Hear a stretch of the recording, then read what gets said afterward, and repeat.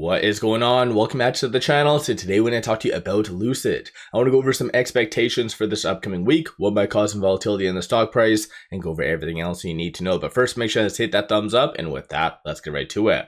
So this upcoming week is going to be quite the volatile one. Starting off with macro data, Monday is going to be more of a technical driven day, so not all that much in data. Tuesday, we have retail sales. Wednesday, we have building permits and starts, but later in the afternoon, we do have the Fed interest rate decision. So it is fair to assume that we are going to be getting that 25 basis point cut.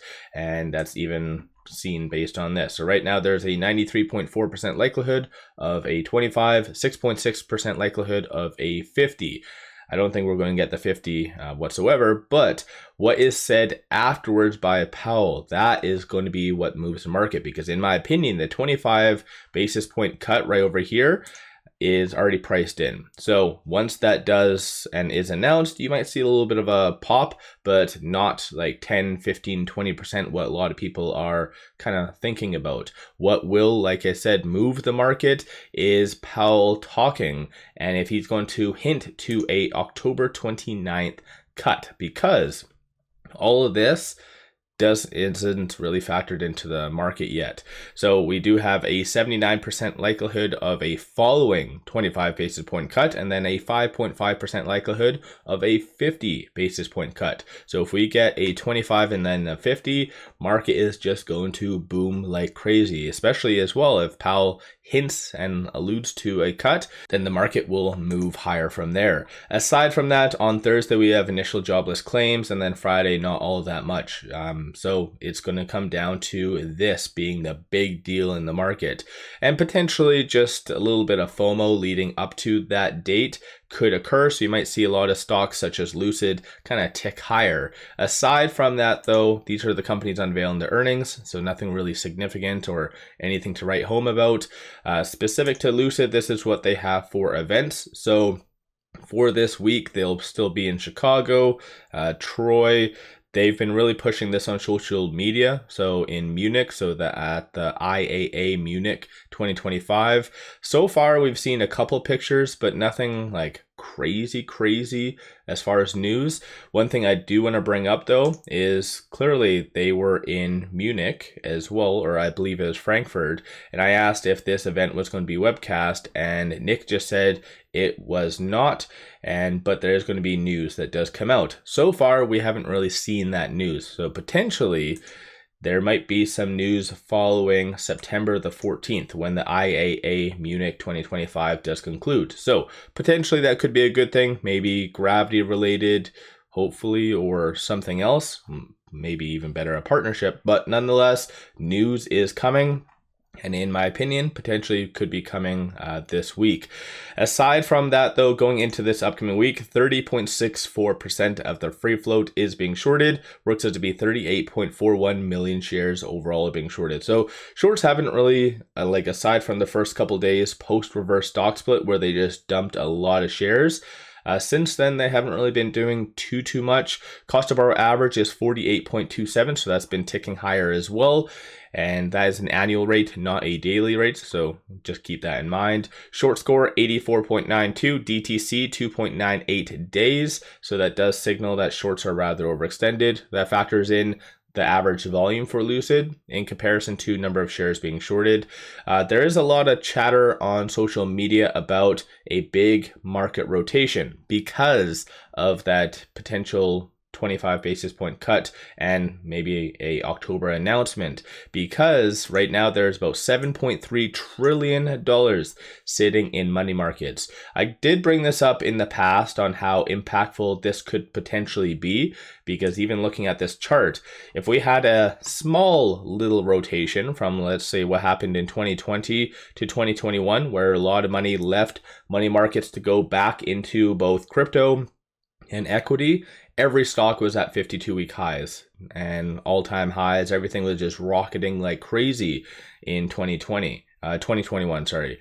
And so again, if this type of rotation does happen, then yeah, the market's going to go up like crazy. So there is a lot of chatter that there's going to be a start of a rotation because this has gone up massively. So again, if that does occur, you're going to have stocks just go up like crazy, no rhyme or reason or anything like that. So I don't think anyone's going to overly complain too much unless you are short, but maybe that is why shorts did return a little bit. I don't know. But nonetheless, though, that potentially would be kickstarting this week if we do get that 25 basis point cut. But again, I think it's fair to assume that we will. Looking at the options from a bull standpoint, it looks like there's a consensus for it to be roughly between that 20 to 2050 for this week. And then the bears are anticipating for it to be sub roughly 1850 to 19. So there's a little bit more upside. Keep in mind this upcoming week is a quad witching week. So that in among itself does bring a lot of volatility. And then we do have roughly around 2 weeks left for the end of Q3. So you should start to see some institutions rebalancing their portfolios.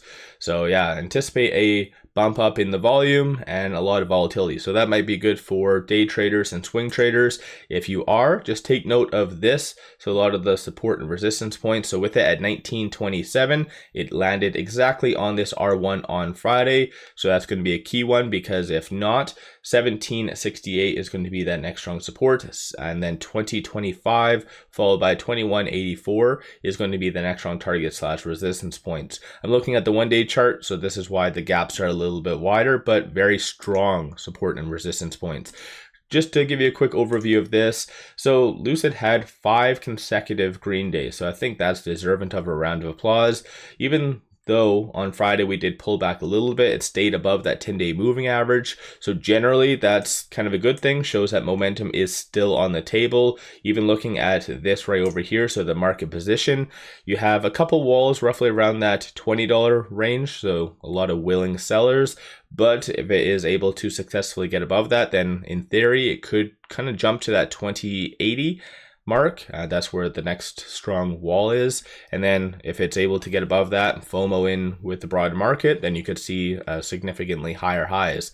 Flip side, if there is a sell-off, looks like there's a little bit of a gap at 1870. But I think right now there just hasn't been all that much in news. So these are all the PRs. Even for analyst ratings, there hasn't really been all that much. So hopefully Lucid has some news that they want to put out that will incentivize some new analyst ratings and really push the stock higher.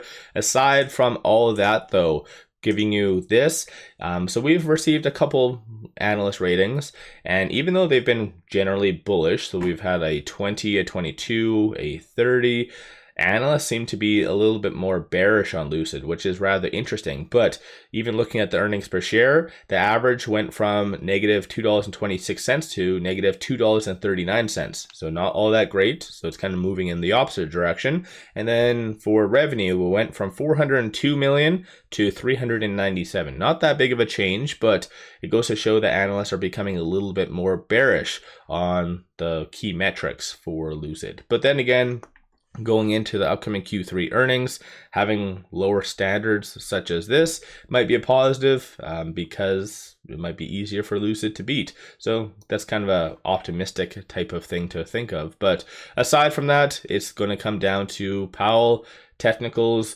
and willing buyers. So in my opinion, I do feel like there will be a lot of volatility, especially quad witching and everything else. So most likely this pivot point one time throughout the week will be touched, so 1768. But generally, I feel once we get that announcement from Powell, then it will push us higher to potentially this R3 to this R2. So $20.25 being kind of the low end, $21.84. Keep in mind, that's only essentially $2, right? So 202, so nothing overly crazy yet. But still, I think over the last 5 days, it's definitely improved, up 6.78%. So let me know your thoughts on Lucid. Where do you see things going for this upcoming week? Don't forget to hit that thumbs up and subscribe. I always greatly appreciate that. And then one final thing, pop over to my Patreon if you're looking for some solid buy signals on stocks, options, crypto. I put out daily day trade signals as well as numerous swing trades every single week. So worthwhile to pop over there and take a look. Link in the description below and also the comments. With all that said, appreciate all of you watching.